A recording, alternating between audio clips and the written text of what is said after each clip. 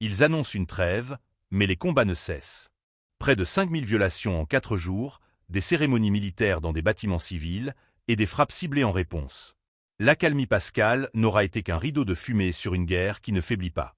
N'oubliez pas de vous abonner pour ne rien manquer de nos prochaines analyses du front et partagez cette vidéo si vous suivez l'évolution du conflit. C'est depuis le Centre national Russie que Vladimir Poutine a dressé un bilan sévère de la trêve pascale. À ses yeux, cette tentative d'apaisement a été détournée par les forces ukrainiennes, qui l'auraient utilisée non pas pour désamorcer les tensions, mais pour en tirer un avantage stratégique. Selon les données fournies par le ministère de la Défense, ce sont près de 5000 violations du cessez-le-feu qui ont été enregistrées entre le 19 et le 21 avril, soit une moyenne de plus de 1000 frappes par jour. Des attaques qui ne se sont pas limitées aux lignes de front. À Donetsk, dans la région de Koursk, mais aussi au cœur de certaines villes russes, les drones et l'artillerie ukrainiens ont continué à frapper.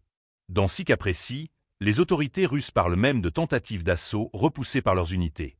Un scénario que Moscou avait anticipé, selon Vladimir Poutine, en soulignant dès l'annonce du cessez-le-feu que les troupes devaient rester en alerte maximale.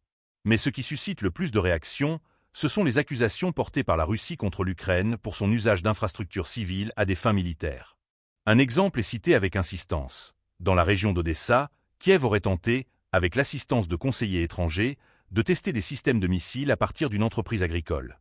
Autre épisode révélé par le président russe. Une cérémonie de remise de récompense aurait été organisée dans une installation civile à Soumy, le 13 avril, en l'honneur de militaires et nationalistes impliqués dans des actions contre la région de Koursk. La réponse de Moscou fut immédiate. L'armée russe a mené une frappe ciblée sur le lieu de cette cérémonie, affirmant que les individus présents devaient recevoir, je cite, leur juste rétribution.